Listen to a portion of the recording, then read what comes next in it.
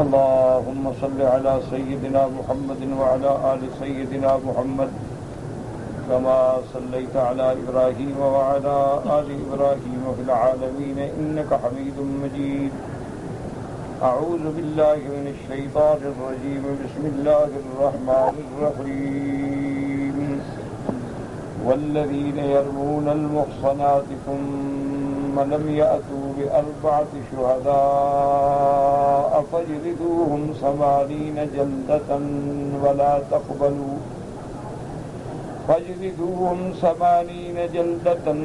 تقبلوا لهم شهادة أبدا وأولئك هم الفاسقون إلا الذين تابوا من بعد ذلك وأصلحوا فإن الله غفور رحيم. اللہ تبارک و تعالی نے کلام مقدس کی ان آیات مبارکہ میں قذف المحصنات کے بارے میں ارشاد فرمایا ہے. جیسا کہ الحمدللہ سورۃ النور میں آپ نے پڑھا ہے کہ اللہ تبارک و تعالی نے زانیوں کے لیے جو حد معین فرمائی ہے، اگر دونوں یعنی مرد اور عورت غیر شادی شدہ ہیں تو ان کی حد ہے 100 جلدتن 100 کوڑا ان کو مارا جائے گا. اور اگر دونوں شادی شدہ ہیں اور زنا کا وجود ثابت ہو گیا ہے شرعی ثبوت کے ساتھ، تو ان کی سزا جو ہے وہ رجم ہے. اور رجم کا معنی یہ ہے کہ دونوں کو پتھر مار مار کے مار دیا جائے گا کہ حتیٰ اسی حال میں وہ مر جائیں.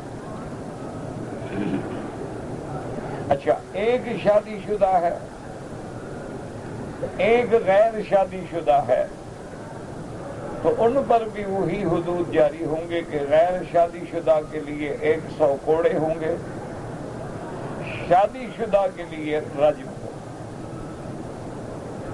چونکہ زنا جو ہے یہ ایک ایسا گھناؤنا اور ایسا غلیظ، ایسا خبیث جرم ہے کہ یہ صرف 2 افراد تک محدود نہیں رہتا بلکہ پوری نسلوں کو تباہ کرنے کا ذریعہ بن جاتا. خاندانوں میں شکوک و شبہات کا ذریعہ بن جاتا ہے. اس لیے اللہ نے اس کی سزا جو ہے وہ بڑی سخت رکھی ہے، کیونکہ اللہ تبارک و تعالیٰ کی ذات پاک ہے اور پاکیزہ چیزوں کو پسند فرماتی ہے. اللہ تبارک و تعالیٰ کی ذات با حسن و جمال ہے، وہ جمیل چیزوں کو پسند فرماتی ہے. اللہ کسی کبیح اور خبیث چیز کو پسند نہیں فرماتے. تو اس لیے اسلام نے زنا کی حدود جو ہیں وہ بڑی شدید رکھی ہیں تاکہ پھر یہ جرم دوبارہ وقوع پذیر نہ ہو. اسی لیے میں نے عرض کیا تھا کہ قوانین الہی میں اور قوانین اقوام عالم میں مخلوق کے بنائے ہوئے قوانین میں بنیادی فرق ہے. مسلمان بھی کرتا ہے، غسل کافر بھی کرتا ہے، لیکن مسلمان کے لیے غسل کرنا صرف صفائی نہیں ہوتی بلکہ طہارت اس کے ایمان کا حصہ ہے. اس لیے میرے محبوب رحمت دو عالم سیدنا محمد مصطفیٰ صلی اللہ علیہ وسلم جب مدینہ منورہ میں تشریف لائے تو حضور پاک نے اصحاب انصار کو فرمایا کہ بھئی تمہارے بارے میں اللہ نے بڑی تعریف فرمائی ہے، تو تم اپنے طہارات جو ہیں اس کو کیسے استعمال کرتے ہو؟ انہوں نے کہا کہ یا رسول اللہ صلی اللہ علیہ وسلم، ہم بول و براز کے بعد صرف ڈھیلوں کے استنجے پہ اکتفا نہیں کرتے، بلکہ ڈھیلے سے اپنا بدن صاف کر کے خشک کرنے کے بعد پھر ہم پانی سے بھی دھوتے ہیں، استنجا کرتے ہیں باقاعدہ۔ تو حضور نے فرمایا اس لیے اللہ نے تم لوگوں کی تعریف کی۔ اسی لیے آپ دیکھیں کہ اسلام نے حکم دیا ہے کہ اگر عورت حائضہ ہے تو حیض کی حالت میں وہ اللہ کے گھر مسجد میں یعنی کسی بھی مسجد میں داخل نہیں ہو سکتی، کیونکہ مساجد جو ہیں وہ مقام عبادت ہے، مساجد جو ہیں ان کی ایک تقدیس ہے، اللہ کے گھر جو ہیں ان کا ایک مقام ہے، اس لیے وہ اس حالت میں کسی بھی مسجد میں داخل نہیں ہو سکتی۔ نفاس ہے تو کسی مسجد میں داخل نہیں ہو سکتی۔ اسی طرح اسلام نے حکم دیا ہے کہ عورت حالت حیض میں ہے یا نفاس میں ہے تو میاں بیوی نہیں مل سکتے، کیونکہ اخراج دم ہے، فاسد خون کا اخراج ہے۔ اس حالت میں میاں بیوی کا ملنا جو ہے دونوں کی امراض خبیثہ کا باعث بن جائے گا، دونوں میں ایسی گھناؤنی بیماریاں پیدا ہو جائیں گی۔ اللہ تبارک و تعالی ہر مسلمان کو بچائے۔ اسلام نے روک لگا دی کہ بالکل گندی چیزوں سے دور ہو جاؤ۔ اور اسی طرح وہ سابقہ یہودیت کے عمل کے بھی خلاف اسلام نے حکم دیا، یا زمانہ جاہلیت کے جو احکام تھے ان کے بھی خلاف حکم دیا۔ ان میں یہ ہوتا تھا کہ اگر عورت ایام حیض میں ہے تو اس کے لیے گھر میں ایک دور جو کمرہ ہوتا تھا وہ مختص کر دیا جاتا تھا، وہ اسی میں رہے، اسی میں کھائے، اسی میں پیے، باقی پورے خاندان سے کٹ جائے۔ جب تک کہ پاک نہ ہو، صاف نہ ہو، وہ دوسروں کے ساتھ نہ مل سکتی ہے، نہ وہ کھانا پکا سکتی ہے، نہ شوہر کے ساتھ لیٹ سکتی ہے۔ اسلام نے ایسی ناروا پابندیاں بھی ختم کر دی کہ بھئی ٹھیک ہے عورت حائضہ ہے تو ہو، حیض کوئی ہاتھوں میں تو نہیں ہوتا، کھانا پکائے، سالن بنائے، بچوں کو کھلائے، خاوند کو کھلائے، اور اگر میاں بیوی ایک بستر پہ لیٹتے ہیں لیٹ جائیں، صرف اللہ نے ان کا ملنا منع کر دیا، باقی تمام چیزوں سے پابندی ہٹا دی۔ جیسا کہ ایک دفعہ میرے محبوب دو عالم نے، رحمت دو عالم نے ارشاد فرمایا سیدہ عائشہ سے رضی اللہ عنہا سے کہ ناولینی الخمرۃ من المسجد، کیونکہ جو لوگ مدینہ منورہ گئے ہیں وہ جانتے ہیں کہ بی بی عائشہ کا یہ گھر ہے جہاں حضور کا روضہ مبارک ہے، آپ کی قبر مبارک ہے، یہ بیت عائشہ ہے، اور بالکل وہ مسجد کا ایک حصہ ہے، دروازہ کھولے مسجد میں کھلے گا۔ تو رحمت دو عالم نے فرمایا کہ عائشہ ناولینی الخمرۃ من المسجد، مسجد سے ایک وہ چٹائی جو ہے نہ لے لیں۔ فقالت انا حائض یا رسول اللہ، سیدہ عائشہ نے عرض کیا کہ یا رسول اللہ میں تو حیض والی ہوں۔ آپ نے فرمایا ہیزت کی لیست بھی، یا دیکھیے کوئی حیض تیرے ہاتھوں میں تو نہیں ہے، خدا کی بندی ہاتھ بڑھا کے اٹھا لو، میں نے تمہیں مسجد میں جانے کا حکم تو نہیں دیا، منع یہ ہے کہ گھر میں بیٹھے بیٹھے پکڑ لو مصلی، تو اس سے تو کچھ بھی نہیں ہو جاتا ہے۔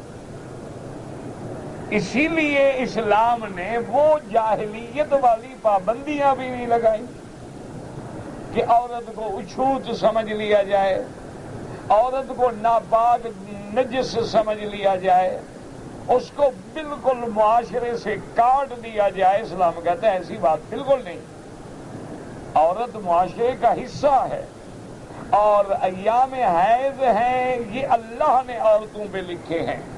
ان اللہ کتب علی بنات آدم اللہ تبارک و تعالی نے اولاد آدم میں سے عورتوں پہ یہ دن معین کیے ہیں، تو یہ اس کا کوئی اپنا عمل تو نہیں ہے، یہ تو حکم خداوندی ہے، اور اسی میں اس کی زندگی کی بقا ہے۔ آپ دیکھیں کہ اگر عورت کے ایام بند ہو جائیں تو وہ کتنی مصیبت میں مبتلا ہوتی ہے، اگر عورت کا حیض جو ہے وہ مشکل سے آتا ہو تو کتنی درد و تکلیف میں مبتلا ہوتی ہے۔ تو یہ اخراج دم جو ہے اس کی صحت کا ضامن ہے، اس کی اللہ تبارک و تعالی نے اس کی صحت کے لیے یہ ایک نظام رکھا ہے۔ تو اسلام نے جہاں پر اسلام نے اس لیے ایسی حکم دیا ہے کہ زنا جو ہے یہ فاحشہ ہے، یہ منکر ہے، یہ عمل خبیث ہے، یہ عمل کبیح ہے، اور یہ دو خاندانوں کو مٹانے والا ہے، انسانی جڑوں کو کاٹنے والا ہے، اس لیے ایسی سزا رکھو کہ آئندہ کبھی یہ جرم وجود میں نہ آئے، سب کی عزت و عصمت جو ہے وہ محفوظ ہو جائے۔ اچھا، دنیا کا قانون کیا کہتا ہے؟ پہلے تو ان کے نزدیک زنا جرم نہیں، یعنی اگر آپ انگریزی قانون میں دیکھیں گے تو زنا جرم نہیں ہے، شرط اتنا ہے کہ عورت اپنی رضامندی سے اس عمل پہ راضی ہو، یعنی وہ اگر اپنی رضامندی سے آپ کے پاس آئے اور کوئی پوچھے ہو کہ نہیں میرا دوست ہے میں خود آئی ہوں ملنے کے لیے، کوئی منع نہیں۔ اسی طرح وہ اپنے بند کمرے میں جو منہ کالا کرے کوئی جرم نہیں۔ تو ایک تو ان کے نزدیک یہ جرم ہے ہی نہیں، اور اگر کہیں جرم بنے تو وہ جبر سے بنتا ہے کہ اس نے عورت کی رضامندی کے خلاف یہ عمل کیا ہے، اس لیے جرم ہے، ورنہ اگر عورت راضی ہے تو کوئی جرم نہیں۔ اس لیے آپ دیکھتے ہیں کہ نوجوان لڑکیاں اپنے ماں باپ کی عزت کو بیچ کر ایک اجنبی انسان کے ساتھ گھر سے نکل جاتی ہیں، اور کورٹ میں جا کے وہ اپنی کورٹ سول میرج یا لو میرج یا جو بلا کہیں وہ سر انجام کر دیتی ہیں۔ تو قانون ان کو باقاعدہ پروٹیکشن دیتا ہے، تحفظ دیتا ہے کہ جی لڑکی اکیلا ہے، بالغہ ہے، اپنی مرضی سے نکاح کیا ہے، اس پہ کون قدغن لگانے والا ہے؟ باپ کھڑا ہے، اور عورت جو ہے اپنے اس غلط آدمی کے ساتھ جا رہی ہے، ماں باپ کھڑے رو رہے ہیں، روتے رہے۔ اچھا، اس کے بعد دیکھیں کہ آپ کے قانون کے کافروں کا قانون کتنا اندھا ہے کہ وہ آدمی جس نے لڑکی کو گھر سے بھگایا ہے، اغوا کیا ہے، دونوں زانیہ ہیں، لیکن قانون ان کو اتنی حفاظت دیتا ہے کہ اگر وہ قانون کے اعتبار سے درخواست کر دیں کہ ہمیں اپنے والدین سے خطرہ ہے کہ وہ ہمیں مار ڈالیں گے، تو قانون مجبور ہے کہ ان کو باقاعدہ سیکورٹی مہیا کرے، ان کی حفاظت کا انتظام کرے تاکہ محفوظ ہو کے وہ زنا کرتے رہیں، ماں باپ بھی ان کو کوئی تکلیف نہ پہنچا سکیں۔ یہ انگریز کا قانون ہے، لیکن اسلام ایسی باتوں کے خلاف ہے۔ اسلام کوئی کبھی چیز برداشت نہیں کرتا، وہ کہتا ہے کہ زنا جرم ہے، اور اس کے لیے قرآن پاک نے فرمایا وَلَا تَقْرَبُوا الزِّنَا إِنَّهُ كَانَ فَاحِشَةً وَسَاءَ سَبِيلًا۔ اللہ نے قرآن میں فرمایا میرے مدنی محبوب اعلان فرما دیں، امت کو بتلا دیں، یہ نہیں فرمایا کہ وَلَا تَزْنُوا، یہ نہیں فرمایا وَلَا تَفْعَلُوا، بلکہ فرمایا وَلَا تَقْرَبُوا الزِّنَا، کہ زنا کے قریب بھی نہ جائیں۔ یہ نہیں فرمایا کہ زنا نہ کرو، نہیں، فرمایا وَلَا تَقْرَبُوا الزِّنَا إِنَّهُ كَانَ فَاحِشَةً، یہ بہت بڑی بے حیائی کا کام ہے، وَسَاءَ سَبِيلًا، اور بڑا بھیڑا راستہ ہے۔ اللہ کے نبی نے امت کو بتلا دیا کہ خبردار زنا کے قریب نہ جاؤ۔ کیا ماننا؟ جب غیر محرم اجنبی عورت سے تم علیحدہ نہیں ملو گے، علیحدہ باتیں نہیں کرو گے، علیحدہ سفر نہیں کرو گے، کوئی اجنبی عورت تیرے پاس علیحدہ نہیں آئے گی۔ تم کسی کے گھر میں جب گھر والے نہ ہوں تو داخل نہیں ہوگے تو قریب ہی نہیں جاؤ گے، جب قریب نہیں جاؤ گے تو گناہ خود بخود رک جائے گا۔ وَلَا تَقْرَبُوا الزِّنَا إِنَّهُ كَانَ فَاحِشَةً۔ اور دوسری جگہ اللہ نے فرمایا کہ میرے محبوب اپنی امت کو بتلا دو کہ اگر کوئی بندہ ان کے دروازے پہ آ کے کھٹکھٹاتا ہے، دروازے پہ آ کے آواز دیتا ہے، گھر میں کوئی نئی عورت ہے تو وہ دروازہ ہرگز نہ کھولے، دروازہ بھی نہ کھولے اور اس سے بات جو ہے وہ نرم لہجے میں بھی نہ کرے۔ اس لیے اللہ نے حکم دیا فَلَا يَخْضَعْنَ بِالْقَوْلِ فَيَطْمَعَ الَّذِي فِي قَلْبِهِ مَرَضٌ۔ اللہ نے فرمایا نرم لہجے میں بات نہ کرو، کیونکہ تم نے اگر میٹھی بات کی، نرم لہجے میں بات کی، تم نے اگر اس کو اچھی طرح سے جواب دیے تو جس کے دل میں کھوٹ ہو، بیماری ہو، اس کے دل میں خیال برے پیدا ہو سکتے ہیں کہ آج یہ میٹھی میٹھی باتیں کر رہی ہے تو میری بات بھی مان لے گی۔ اس لیے شریعت کہتی ہے کہ بالکل سختی سے جواب دے، بھئی گھر میں کوئی نہیں، بعد میں آنا، اور بالکل بات نہ کرے اجنبی۔ اب جب بات نہیں کرو گے، جب اجنبی سے نہیں ملو گے، فرمایا غیر عورت سے ہاتھ ملانا حرام، غیر عورت کے ساتھ سفر کرنا حرام، غیر عورت کے چہرے پہ نظر ڈالنا حرام۔ اگر اتفاقی نظر پڑ جائے تو کل للمؤمنین یغضوا من ابصارہم، ایمان والوں سے کہہ دو کہ اپنی نظریں جھکا دیں۔ اسی طرح اللہ نے عورتوں کو بھی حکم دیا وَقُلْ لِلْمُؤْمِنَاتِ یغضضن من ابصارہن، اگر عورتوں کی بھی نظر کسی غیر مرد پہ اچانک پڑے وہ بھی اپنے نظریں نیچی کر لیں۔ اور اسی طرح اسلام نے حکم دیا وَقَرْنَ فِي بُيُوتِكُنَّ، کہ ہر عورت، ہر بیٹی بہن بیوی اپنے گھروں میں رہے۔ وَلَا تَبَرَّجْنَ تَبَرُّجَ الْجَاهِلِيَّةِ الْأُولَى، اگر باہر جانا پڑے تو میک اپ نہ کرے، سنگار نہ کرے، غلط کپڑے نہ پہنے، غلط لباس نہ پہنے، بلکہ سادہ ساتر لباس پہن کے مجبوراً گھر سے باہر نکلے، ورنہ گھر سے باہر نکلنے کی بھی اجازت نہیں۔ فرمایا عورت اذان نہ دے تاکہ اس کی آواز سے کوئی فتنے میں نہ مبتلا ہو جائے۔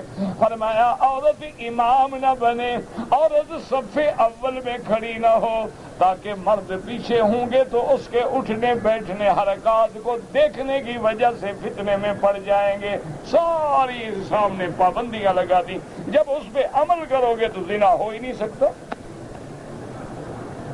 یہ تو تب ہوتا ہے نا جی کہ آج کل جیسے عورتیں دعوت گناہ بن کے بازاروں میں پھر رہی ہیں کہ میک اپ ہے، سنگار ہے، پرفیوم چھڑکے ہوئے ہیں، اور اس کے بعد جناب لباس بھی ایسے پہنے ہوئے ہیں اور ایسے انداز میں پہنے ہوئے ہیں کہ جو لوگوں کی نظروں کی کشش کا باعث بنے اور لوگوں کی توجہ کا باعث بنے۔ ایسی عورتوں کے بارے میں بھی میرے پاک نبی نے رحمت دو عالم نے فرمایا، آپ نے فرمایا کہ جب عورت ذات عطرت، جب عورت خوشبوئیں لگا کے، جب عورت فیشن والا لباس پہن کے، جب عورت میک اپ سنگار کر کے بغیر پردے کے باہر نکلے، آپ نے فرمایا یہ عورت زانیہ کے حکم میں ہے۔ حالانکہ اس نے زنا تو نہیں کیا ہے لیکن حکم زانیہ میں۔ تو اس لیے اسلام نے بڑی پابندی لگائی ہے۔ وجہ یہ ہے، یاد رکھو کہ اگر جن گھروں میں زنا نہیں ہوگا ان کی اولادیں محفوظ ہوں گی،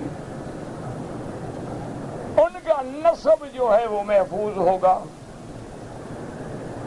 اسی لیے میرے پاک نبی رحمت دو عالم نے ارشاد فرمایا وَلِدتُّ مِن نِکَاحٍ، آپ نے فرمایا کہ اللہ کا مجھ پہ کرم ہے کہ میرے خاندان سے لے کر حضرت اسماعیل تک جتنا میرا خاندان یعنی باپ دادا پر دادا تمام اوپر سے چلے جائیں حضرت اسماعیل حضرت ابراہیم تک، اللہ کے نبی نے فرمایا میرے خاندان کے لوگ کافر تو تھے لیکن ان میں زنا کوئی نہیں تھا۔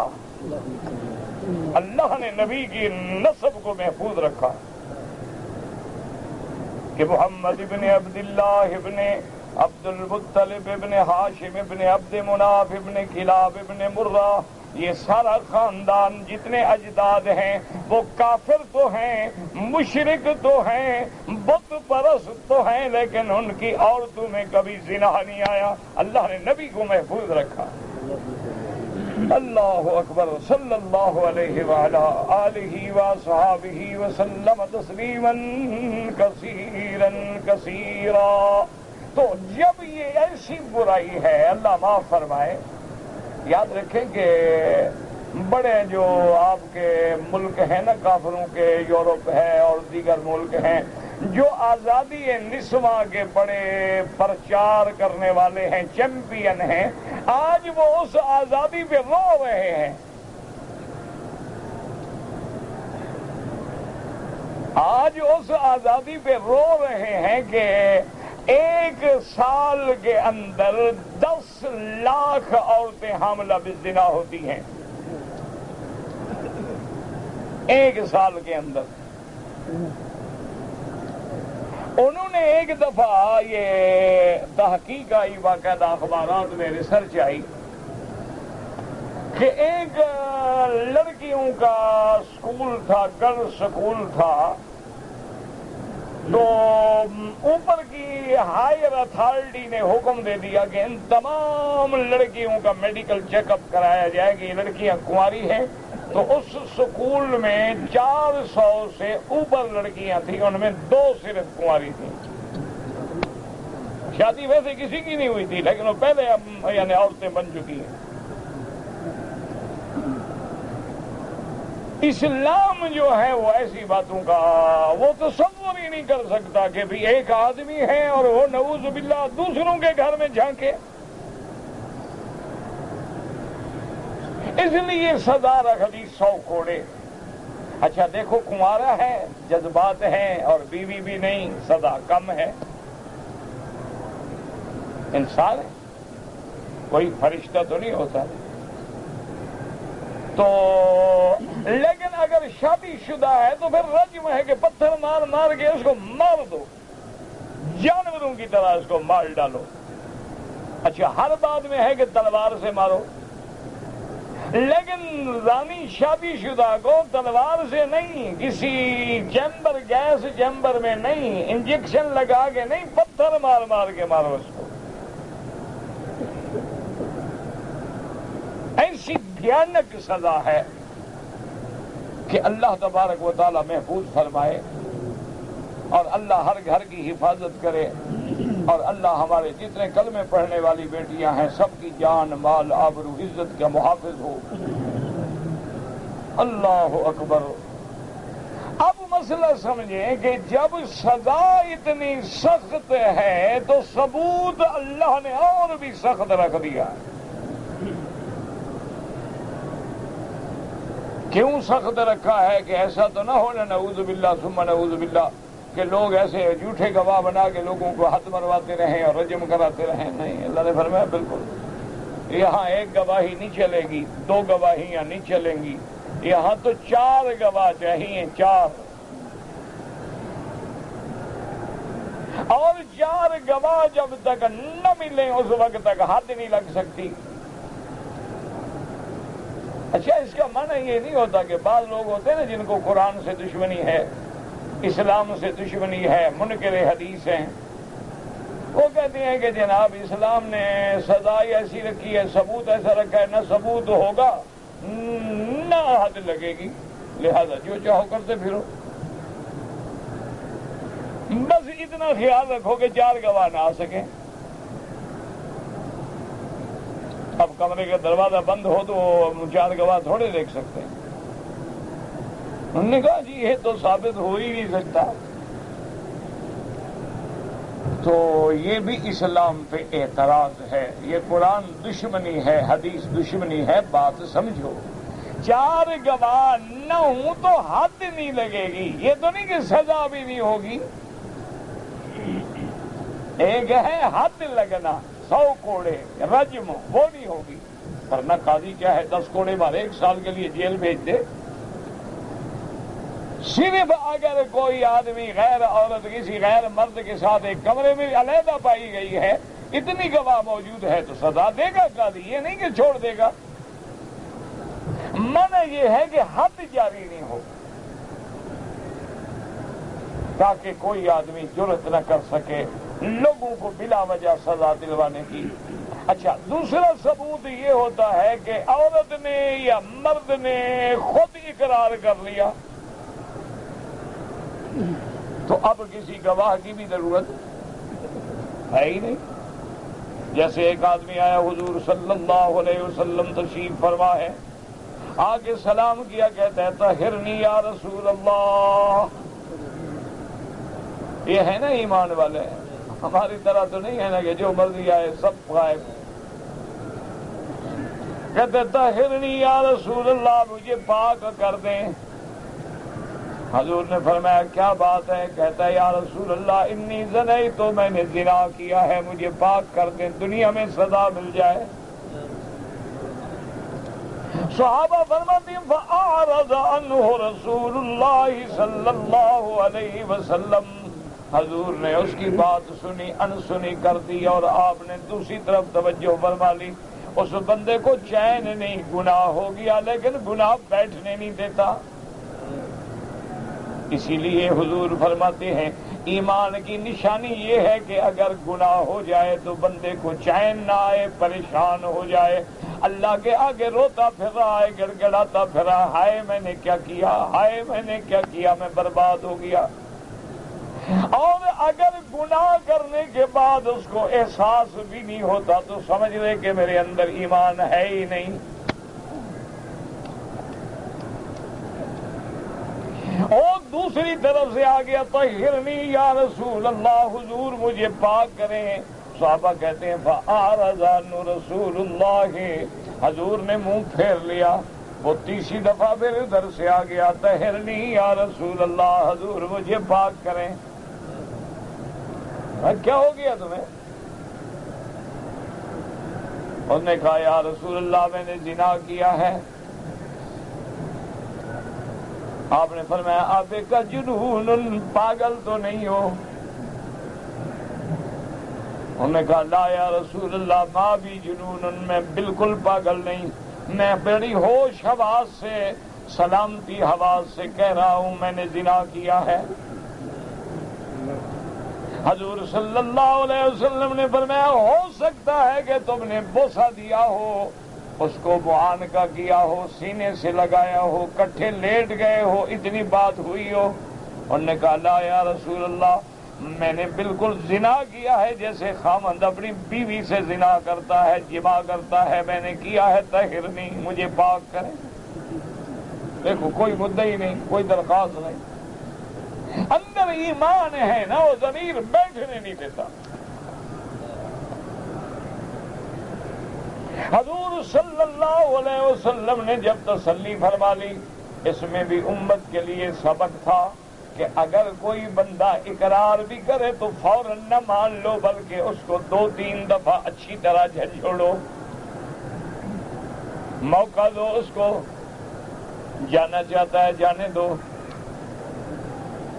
اور اگر وہ بالکل اپنی بات پہ پکا ہے تو تحقیق کر لو کہ بیچارہ پاگل تو نہیں ہے، کیونکہ اگر مجنون ہے، دیوانہ ہے تو پھر حد جاری نہیں ہوگی، وہ تو پاگل ہے۔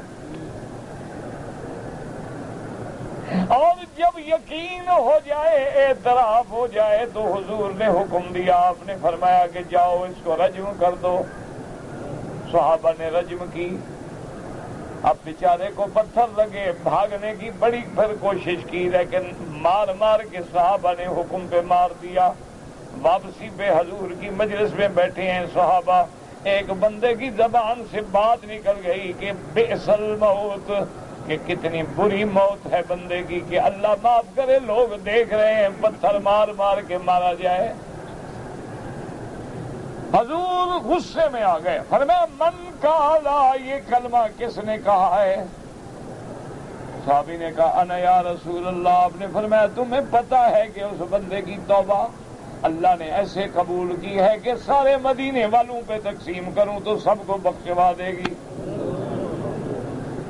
کہ اس نے جان دے دی ہے جہنم سے بچنے کے لیے، تم اعتراض کر رہے ہو؟ خبردار کہ اس نے اپنی جان کو فنا کر دیا ہے کہ کسی طرح میں جہنم کے عذاب سے بچ جاؤں. اسی طرح یاد رکھیں سیدنا امیر المؤمنین عمر کا زمانہ ہے رضی اللہ عنہ. ایک عورت نے آ کے اعتراف کیا. اس نے کہا کہ حضرت میں نے زنا کیا ہے اور میں زنا سے حاملہ ہوں، میرے پیٹ میں بچہ ہے، میں اعتراف کرتی ہوں. حضرت عمر غصے میں آ گئے، جلال میں آ گئے. فرمایا جب اقرار کر رہی ہے رجم کر دو. حضرت علی بول پڑے. انہوں نے کہا یا امیر المومنین ذرا حوصلہ فرمائیں، جلدی حکم جاری نہ کریں. حضرت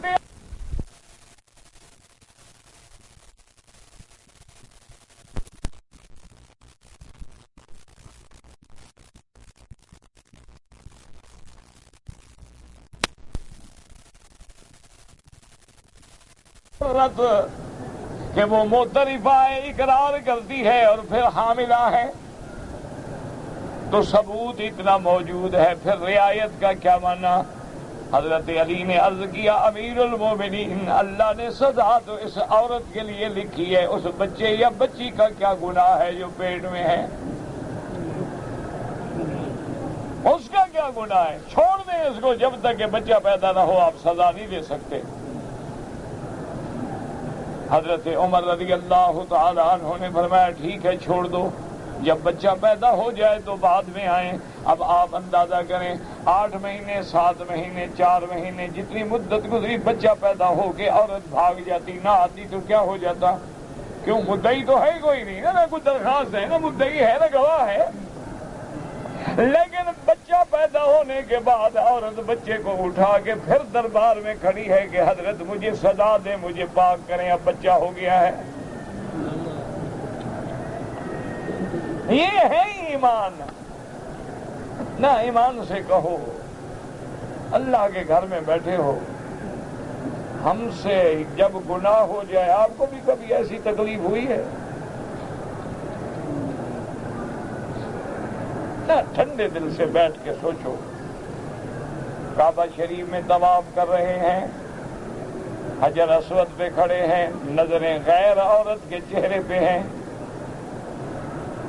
طواف کر رہے ہیں، جیب کاٹ رہے ہیں، طواف کر رہے ہیں. سامان باہر حاجی کا عمرے والے کا اجنبی ہے غریب، اس نے سمجھا اللہ کا حرم ہے یہاں کون چوری کرے گا.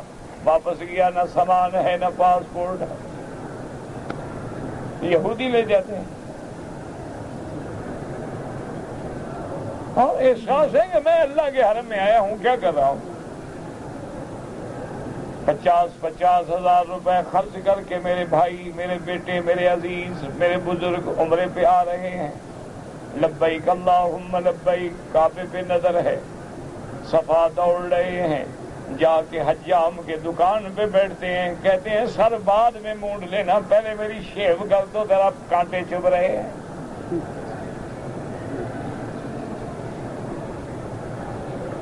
انا للہ و انا الیہ راجعون. بس اور کیا کہہ سکتا ہے؟ نہیں یعنی کون بندہ ہے جس کو یہ پتہ نہیں ہے کہ آپ دیکھیں نا حکم ہے کہ فرض آپ نے ادھر پڑھے ہیں تو سنتیں ادھر پڑھو، نفل ادھر پڑھو، تاکہ قیامت میں ہر ٹکڑا تیری عبادت کی گواہی دے کہ یا اللہ تیرے بندے نے مجھ پہ سجدہ کیا تھا. تو اگر ہماری عبادت کی گواہی دے گا تو جب ہم گناہ کی حالت میں اپنے کلین شیو ہو کے کعبے پہ منہ رگڑتے ہیں تو کیا کعبہ بھی چیخ کے قیامت میں گواہی نہیں دے گا کہ یا اللہ یہ تیرے نبی کی سنت کا دشمن آیا کھڑا ہے؟ اللہ اکبر. حاجیوں داڑھی نہیں رکھ سکتے ہو, یہ چند دن مکے مدینے والے تو حیا کر لیا کرو, کوئی فرق نہیں پڑتا. لوگ تو فلمیں بنانے کے لیے, ایکٹنگ کرنے کے لیے مونچھیں بڑھا لیتے ہیں, بال بڑھا لیتے ہیں, تو محمد مدنی کے حیا کے لیے بھی چند دن نہیں بڑھا سکتے. دیکھا نہیں یہ لوگ ایکٹنگ کرنے کے لیے کہ میری ایکٹنگ میں جان ہو, تاکہ میرے اصلی بال ہوں, اصلی مونچھیں ہوں, اصلی داڑھی ہو, وگ نہ لگی ہوئی ہو, میں نقلی نہ نظر آؤں. وہ ایک فلم میں پیسے لینے کے لیے حلیہ بدل لیتا ہے, تم کعبے اور محمد کے روضے کے لیے بھی نہیں بدل سکتے. تو پھر اس سے تو بہتر ہے کہ آدمی نہ آئے. ایک آدمی گناہ اپنے ملک میں کرتا ہے, ایک محمد مصطفیٰ کے روضے کے سائے میں کرتا ہے. ایک آدمی وہاں انار گلی میں پھرتا ہے اور جناب سمندر کے کناروں پہ عورتیں دیکھتا ہے, ایک حرم شریف کی عورتیں دیکھ رہا ہے. اللہ اکبر. عورت بچہ لے کے آ گئی, امیر المومنین یہ میرا بچہ ہے, مجھے پاک کریں. حضرت علی نے فرمایا کہ لا یا امیر المومنین, ابھی بھی حد جاری نہیں کر سکتے ہیں آپ. حضرت عمر نے فرمایا کہ دیکھو اس کا بچہ پیدا ہو گیا ہے. آپ نے فرمایا عمر مہربانی کرو, غور کرو, اس کی ماں کو ہم نے مار دیا تو بچے کو کون دودھ پلائے گا؟ جب تک بچہ دودھ چھوڑ کے کھانا کھانے کے قابل نہ ہو جائے حد جاری نہیں ہو سکتی. اس لیے کبھی کبھی حضرت عمر فرماتے تھے, علی اگر تو نہ ہوتا تو میں تو برباد ہو گیا تھا. میں اگر غلط حد جاری کر دیتا تو قیامت میں مجھے جواب دینا ہوتا. حضرت نے کہا بی بی جاؤ, جب بچہ کھانا کھانے کے قابل ہو جائے پھر آنا, دیکھو پھر اس کے بعد چلو اب تو موقع ہے نا, بھاگ جاؤ, خلاص جان چھوڑو, کیوں بار بار آ رہی ہو اور اپنے آپ کو مروانے کے لیے آ رہی ہو. لیکن بچہ جب روٹی کھانے کے قابل ہوا تو اس عورت نے پتہ ہے کیا کیا؟ کانت کسرت الخبز فی یدیہ. صحابہ کہتے ہیں کہ اس بچے کے ہاتھ میں روٹی کا چھوٹا سا ٹکڑا تھا, وہ کھا رہا تھا, بچہ لے کے آ گئی, اب تو روٹی کھا رہا ہے, مجھے پاک کرو. تمہیں بھی آیا ہے کبھی خیال لوگوں کی عزتیں لوٹنے کے بعد؟ اب تو ڈاکو آتے ہیں, گھروں میں گھس جاتے ہیں اور گھر والوں کو سامنے باندھ کے ان کے سامنے ان کی بیٹیوں کی بے حرمتی کرتے ہیں. یار یہ مسلمان ہیں, یہ جانور ہیں, کیا بلا ہے؟ یہ انسان ہے. کبھی انسان سے ایسا تصور ہو سکتا ہے عورتوں کے لباس اتار کے, بال ان کے مونڈ کے, ان کو ننگا کر کے بازاروں میں گھماتے ہیں, کیا جی بدلہ لے رہے ہیں, جی ہم طاقتور لوگ ہیں, ہماری بےعزتی ہوئی ہے, اس طرح بدلے ہوتے ہیں. لا حول ولا قوت الا باللہ العلی العظیم. اور کوئی جو نہ رہا اسلام میں پوچھنے والا. آج برسر عام عزتیں لٹتی ہیں, عصمتیں لٹتی ہیں, اور کوئی رونے والا بھی نہیں, ان پہ آنسو بہانے والا بھی نہیں, اور غریب لوگ تو ڈر کے مارے بتاتے ہی نہیں ہیں کہ اور مزید اپنے آپ کو کیا عزت کریں. لیکن یاد رکھو کہ حجاج ابن یوسف جیسا آدمی ظالم هذه الامت, یعنی جو حضور کی امت میں بڑا ظالم گزرا ہے, وہ گورنر ہے, اور اس کو آپ کے سندھ سے ایک دو لڑکیوں کا ٹوٹا پھوٹا کاغذ پہ خط ملتا ہے کہ ہم مسلمان لڑکیاں ہیں اور راجہ طاہر کی قید میں ہیں, اور راجہ طاہر ہم سے زنا کر رہا ہے, ہمارے بھائی عالم اسلام میں مر گئے ہیں, کسی کو ہماری عزت کے بدلہ لینے کا احساس نہیں ہے. وہ ظالم کہلانے والا آدمی بتائے حکم دیتا ہے محمد ابن قاسم کو. محمد ابن قاسم اس کا داماد بھی ہے, بھتیجا بھی ہے, اور عمر بتائے کیا ہے 16 سال. بلاتا ہے, کہتا ہے محمد ابن قاسم ہاں جناب. انہوں نے کہا یہ دیکھو خط آیا. انہوں نے کہا ٹھیک ہے جناب. انہوں نے کہا فوج لے لو اور بالکل یلغار کرو اور اس راجے کی اینٹ سے اینٹ بجا ڈالو ظالم کی. مسلمان لڑکیوں کی بے عزتی کرتا ہے. آج تو مسلمان اپنی لڑکیاں خود یورپ لے جاتے ہیں بے عزتی کرانے کے لیے. یار کم سے کم اپنے آپ کو مسلمان کہنا چھوڑ دو. کوئی ضروری تو نہیں نا کہ اسلام کو بدنام کرو.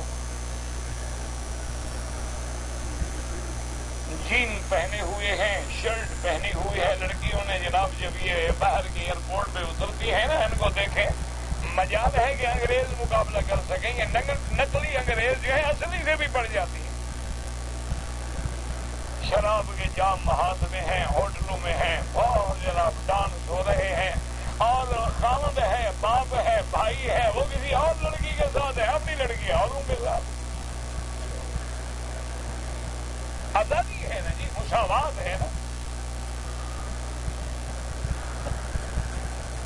اس لیے اسلام نے یاد رکھو کہ اگر زنا کی سزا شدید ہے تو اس کی حد بھی, اس کا ثابت کرنا بھی شدید ہے. لیکن اگر ثابت ہو جائے, اعتراف سے ہو جائے, اقرار سے ہو جائے, عمل سے ہو جائے, اتفاق کے 4 گواہ اچانک اوپر آ جاتے ہیں.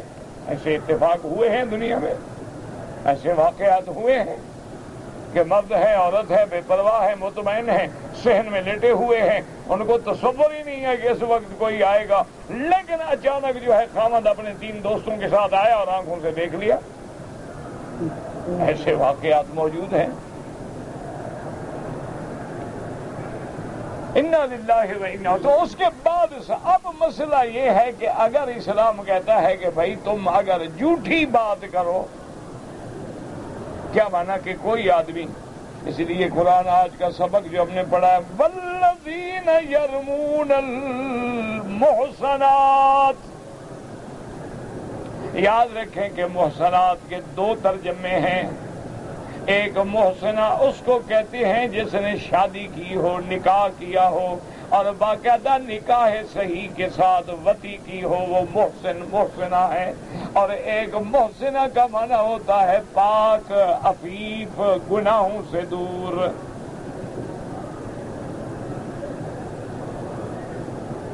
یہ دونوں لفظ آتے ہیں محسنات. محسن کا معنی شادی شدہ. اچھا, کیوں اس کو محسن کہتے ہیں؟ بھی شادی ہو گئی, اب تو گناہوں سے پاک ہوگا نا. اپنے گھر میں جو بیوی ہے تو اس کو منہ مارنے کی کیا ضرورت ہے؟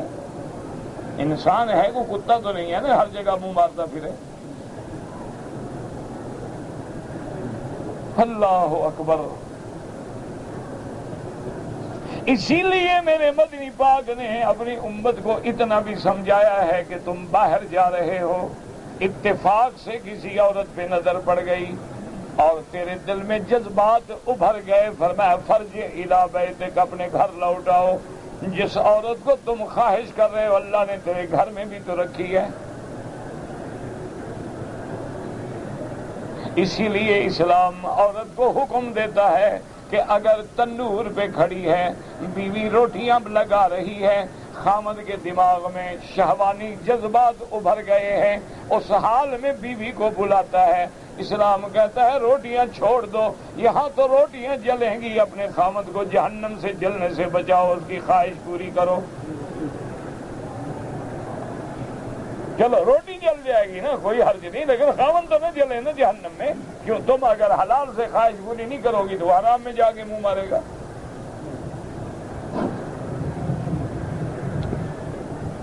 اب جناب حکم ہے کہ والذین یرمون المحصنات. اب محصنہ سے کیا مراد ہے؟ الحرۃ البالغۃ العفیفۃ, کہ آزاد بھی ہو, بالغ بھی ہو, پاک باز بھی ہو بی بی. اس لیے قرآن کہتا ہے بی بی مریم کے بارے میں والتی احسنت فرجہا فنفخنا فیہا من روحنا وجعلناہا وابنہا آیۃ للعالمین. اللہ نے فرمایا وہ بی بی مریم ام عیسیٰ ابن, جس نے اپنے شرمگاہ کی حفاظت کی, احسنت اس لیے میرے مدنی محبوب دو عالم کا فرمان ہے، فرمایا من یضمن لی بین لحییہ و بین فخذیہ انا اضمن لہ الجنہ، او کما قال رسول اللہ صلی اللہ علیہ وسلم۔ حضور نے فرمایا میرے امتی دو چیزوں کی ضمانت تو مجھے دے دے، تیری جنت کا ضامن محمد مصطفیٰ ہے۔ وہ دو چیزیں کیا ہیں؟ فرمایا یہ دو چیزیں، یہ لحییہا دو ہڈیوں کے درمیان جو تیری زبان ہے اس کی ضمانت دے دے، اور دو فخذ کے درمیان جو تیری شرمگاہ ہے اس کی ضمانت دے دے۔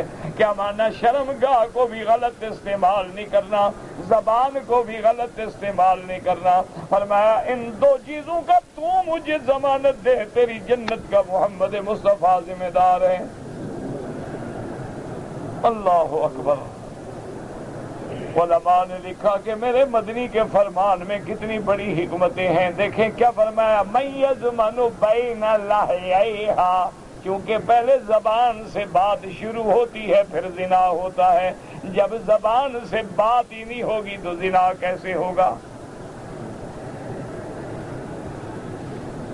اللہ اکبر۔ اس لیے فرماتے ہیں محسنہ کا معنی پاک بیویاں، پاک عفیف بیویاں۔ اور یاد رکھو عورت ہوتی بھی وہ ہے جس نے کبھی منہ کالا نہیں کیا، زنا نہیں کیا، گناہ نہیں کیا، کسی غیر شرعی عمل کی شریک نہیں ہوئی۔ ورنہ جو عورتیں اپنے گھر سے باہر نکل کے جو پب میں، کلب میں، ہوٹلوں میں ڈانس کرتی ہیں، دیکھتی ہیں، گانے سنتی ہیں، محفلیں اٹینڈ کرتی ہیں، اسلام ان کو عورت نہیں کہتا۔ وہ اسلام میں عورت کہلانے کی حقدار ہی نہیں۔ عورت کا معنی چھپانے والی چیز۔ عربی میں عورت جو ہے عربی کا لفظ ہے نا، کوئی ہندی عورت کا معنی ہی یہی ہوتا ہے کہ جو چیز چھپانا ضروری ہے، تو جو چیز ظاہر ہو وہ عورت کیسے رہی؟ اللہ اکبر، اللہ اکبر۔ ایک دفعہ ہم کسی باہر کے ملک میں تھے تو کرسمس کے ایام تھے، اور کرسمس میں آپ جانتے ہیں کہ کافروں نے ایسے چراغاں کرتے، اب تو خیر مسلمان بھی بڑھ گئے ہیں ماشاءاللہ، اب مسلمانوں کا بھی نمبر ہے، یہ پیچھے کسی سے پیچھے نہیں رہتے۔ دیکھو نا، عیسائیوں نے حضرت عیسیٰ کو خدا کا بیٹا بنایا، یہودیوں نے حضرت عزیر کو خدا کا بیٹا کہا، مکے کے مشرکین نے فرشتوں کو اللہ کی بیٹیاں کہا، مسلمان نے کہا ہم کیوں پیچھے رہے؟ نے کہا نہیں نہیں، وہ خدا کے بندے، محمد خود خدا ہے، مدینے میں مصطفیٰ ہے، یہی عرش پہ خدا ہے، یہ تو لباس ہے بشریت کا، ایک برقع اوڑھ کے آئے ہیں، اندر تو خدا آپ ہے۔ انہوں نے کہا آؤ جی کرو مقابلہ، تم بیٹا بناتے ہم نے خدا بنا دیا، چلو۔ کرسمس میں وہ جناب بتیاں جلاتے ہیں، ہم نے کہا فکر نہ کرو، ہم شب برات میں ایسی بتیاں لگائیں گے تمہارا باپ بھی نہ لگا سکے۔ ہم 12 ربیع الاول کو لگائیں گے، 27 رجب کو لگائیں گے، معراج والے دن معراج پہ نبی گئے، لائٹ یہ لگا رہے ہیں۔ کوئی عقل سے کام کبھی لیا ہے؟ نہ اس راستے سے حضور نے گزرنا ہے، معراج پہ جانا ہے، روشنی کر رہے ہو؟ تو خدا کا خوف کرو۔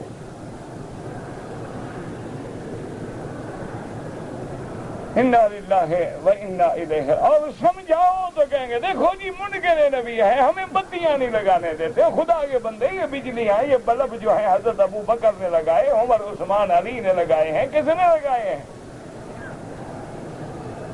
اور اگر یہ دلیل محبت ہے تو کیا صحابہ میں اور اہل بیت میں محبت نہیں تھی؟ 1400 سال کے بعد تم زیادہ عاشق پیدا ہوئے ہو۔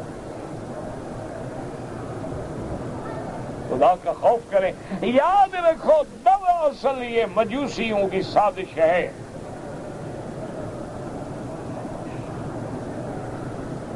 کبھی آپ نے اس پہ غور نہیں کیا ہوگا یہ یحییٰ برمکی اور عبداللہ برمکی برامکا کے جو باطنیہ کے لوگ تھے، گمراہ فرقہ تھا، انہوں نے مجوسیوں سے مل کر مسلمانوں میں یہ رواج ڈالا کہ کسی طرح مسلمان بھی آگ جلانے والا بن جائے۔ ان کے نزدیک چونکہ آگ خدا ہے،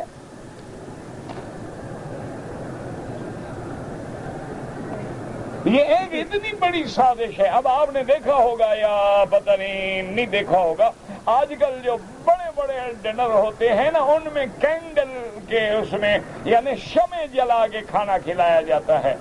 بتیاں ہوں تب بھی بند کر دیں گے۔ بڑے بڑے جو 5 star hotel, 7 star hotel, 6 star hotel ہوتے ہیں، یا جو بڑی بڑی پارٹیاں ہوتی ہیں، ان میں انتظام ہوتے ہیں کہ جی موم کی بتیاں جلاؤ، موم بتیاں جلاؤ، بجلیاں سب بند ہوں گی، اور ٹیبل پہ آپ کے ایک ادھر لگا دیں گے، ایک ادھر لگا، وہاں بیٹھ کے جی آپ کھانا کھائیں۔ اس میں 2 فائدے ہیں نا، ایک کافروں کی رسم ادا ہو گئی، ایک اندھیرا ہو گیا، جو جخ مارتا رہے آدمی کو دیکھے گا تو نہیں نا، کھانا بھی کھاتا رہے، چھیڑخانی بھی کرتا رہے، دونوں فائدے، ایک ٹکٹ میں 2 مزے لیتا رہے نا۔ اللہ کے بندو، یہ کافروں کی رسمیں ہیں، ان کا اسلام سے کوئی تعلق نہیں۔ تم نے اگر میرے مدنی کا معراج منانا ہے خدا کے کعبے میں، عہد کرو کہ میں کبھی نماز نہیں چھوڑوں گا۔ جو بندہ نماز پڑھتا ہے 5 دفعہ، وہ 5 دفعہ محمد مدنی کے معراج کی گواہی دیتا ہے کہ السلام علیک ایھا النبی ورحمۃ اللہ۔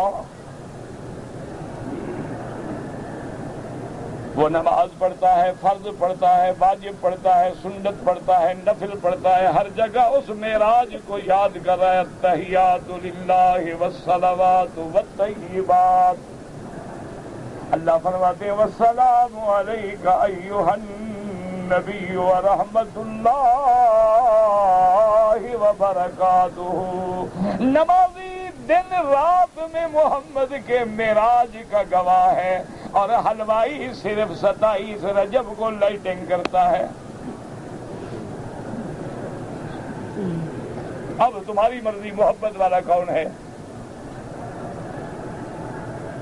اس لیے اسلام کہتا ہے کہ والذین یرمون المحصنات، جو لوگ پاک بی بی، پاک عورتوں پہ زنا کی تہمت لگائیں، ثم لم یأتوا بأربعۃ شہداء، پھر ان کے پاس 4 گواہ نہیں ہیں، یعنی ایک تو خود ہو گیا، 3 اور ہوں، اور وہ باقاعدہ جو شہادت اسلام کا کوٹا پورا کرے۔ اگر وہ گواہ پیش نہ کر سکے تو کسی پاک بی بی پہ تہمت لگانا کوئی مذاق نہیں۔ فرمایا میرا مدنی فجلدوہم 80 جلدۃ، اس کے لیے 2 سزائیں ہیں۔ ایک سزا اس کو دو کہ 80 کوڑا اس کو مارو کہ اس نے ایک عورت پاک پہ کیوں تہمت لگائی، اور دوسری سزا کیا ہے؟ وَلَا تَقْبَلُوا لَهُمْ شَهَادَةً أَبَدًا، اور یہ اب مرنے تک مردود شہادہ ہے، اس کی کبھی شہادت قبول نہ کی جائے۔ وَأُولَٰئِكَ هُمُ الفاسقون، اور یہی پاک بیویوں پہ نجائز تہمت لگانے والے، یہی حد سے نکلنے والے ہیں، فاسق ہیں، اللہ کے حدوں کے توڑنے والے ہیں۔ إِلَّا الَّذِينَ تَابُوا مِن بَعْدِ ذَلِكَ، اگر اس کے بعد وہ توبہ کر لیں، حد تو لگ گئی لیکن توبہ کر لیں، وَأَصْلَحُوا، اور اپنے اعمال کی اصلاح کر لیں، تو اللہ بخشنے والے ہیں، مہربان ہیں، ان کے گناہ معاف کر دیں گے۔ واللہ اعلم۔ اللہ اکبر، اللہ اکبر۔ اللہم فرج عنا کل کرب۔ کہتے ہیں جی کہ یہ جو 4 امام ہیں، ان کو امام کا رتبہ کس نے دیا ہے؟ تمہاری مسجد میں جو امام ہے اس کو رتبہ کس نے دیا ہے؟ ہاں جی، اس کا فیصلہ تم بتا دو، ان 4 کا میں بتا دوں نا۔ ان کے بارے میں اوپر سے آیت نازل ہوئی ہے کہ اس کو امام بناؤ، اس کو نہ بناؤ۔ اس کا عمل جو ہوتا ہے یاد رکھو. اسی لیے ائمہ محدثین اللہ فرماتے ہیں کہ ہم نے ائمہ بنائے ہیں جو لوگوں کی ہدایت کرتے ہیں. بعض ائمہ ایسے ہیں جو لوگوں کو جہنم کی طرف بلاتے ہیں. جو ہدایت کی طرف بلانے والا، امت کو ہدایت کا رستہ دکھلانے والا، وہ ہدایت کے امام ہیں. جو جہنم کا رستہ دکھانے والا، وہ جہنم کے امام ہیں. یہ تو قرآن میں ہے، ائمۃ یہدون الی الہدی نا. اور یہ نہیں ہوتا کہ وہاں 4 نام لکھے ہوں. اب کروڑوں مسجدیں ہیں تو کروڑوں امام ہوں گے.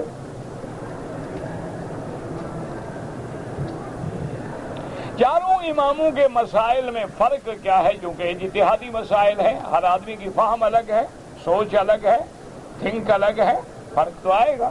یہ کوئی نئی بات تو ہے نہیں. یہ کیا ہے؟ یہ تو کوئی اختلاف کی بات نہیں ہے. تو صحابہ میں بھی فرق ہے. بعض صحابہ کہتے ہیں حضور کو جسمانی معراج نہیں ہوا، بعض کہتے ہیں روحانی ہوا. ان میں جو فرق ہے اس کو کیا کرو گے؟ اس کا حل تم کرو، ان کا میں کر دیتا ہوں. آؤ فیصلہ کریں.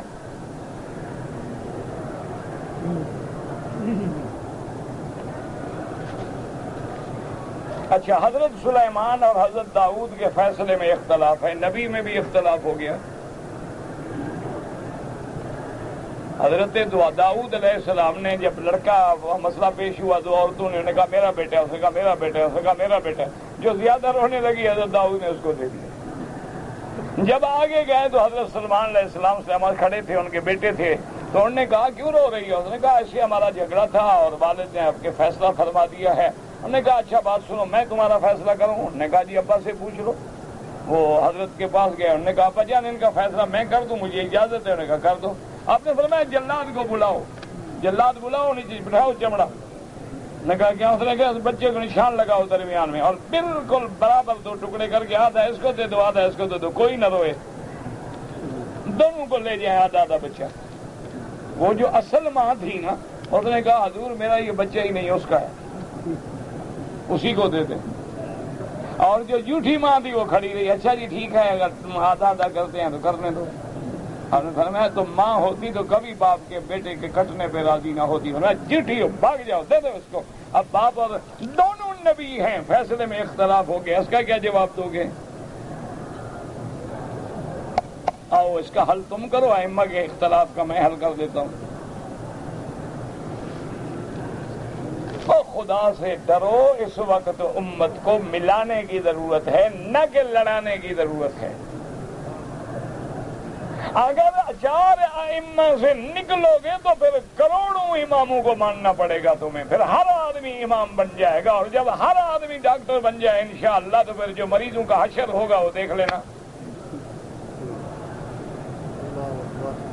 ہر انگریزی پڑھے لکھے کو میڈیکل سٹور پہ کھڑا کر تو لکھا ہوا تو ہے نا جی کہ یہ درد کے لیے ہے، یہ بخار کے لیے ہے، یہ کھانسی کے لیے. دیتا رہے، دیکھو انشاءاللہ قبرستان کیسے بڑھتے ہیں. اسی لیے محدثین کہتے تھے فقہا کو کہ انتم الاطباء ونحن الصیادلہ. وہ کہتے تھے کہ اللہ نے تم کو طبیب بنایا ہے، بھئی ہم تو سیادلہ ہیں.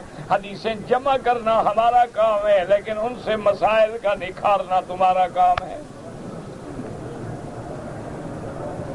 کہتے نہیں کعبہ شریف میں 4 مصلے ہوا کرتے تھے. ہاں ہوا کرتے تھے. کیا ہو گیا؟ ہوا کر نہیں ہوا کرتے تھے تب بھی کچھ نہیں ہوا.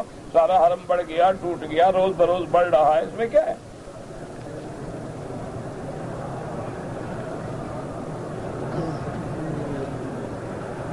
ہے نا کہ آپ اگر فیکٹری میں ساری افطاری کا انتظام کرتے ہیں تو بہرحال جو لوگ بے روزگار ہیں رمضان میں بے روزے والے ان کو نہ دیں.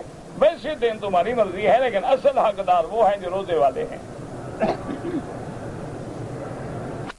مریض ہوں، پہلے الحمدللہ 20 دن تک تو میں روزے رکھتا ہوں، لیکن آخری عشرے میں کمزوری غالب آ جاتی ہے، تو اس کے لیے شرعاً کیا حکم ہے؟ ویسے آپ ڈاکٹر سے پوچھ لیں. میرے خیال میں روزے رکھنے سے دل کی بیماری کو فائدہ ہوتا ہے، نقصان نہیں ہوتا. آدمی گھی کھا کے مرتا ہے، بھوکھا کبھی مرتا ہے؟ اس کا دل تو اور ٹھیک ہوگا جب معدے میں کچھ نہیں ہوگا، پیٹ ہلکا ہوگا، ٹھیک ٹھاک حرکت کرے گا، کام کرے گا. یہ تم کو کس نے کہا ہے کہ 20 روزے رکھنے سے کمزور ہو جاتے ہو؟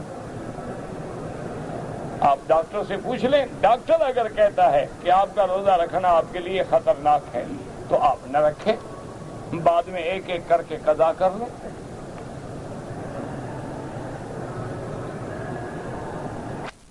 کی رقم میں ہم یتیموں کو، مسکینوں کو کپڑا خرید کے دے دیں، آٹا خرید کے دے دیں، گھی خرید کے دے دیں، بالکل دے دیں، کوئی بات نہیں، کوئی منع نہیں۔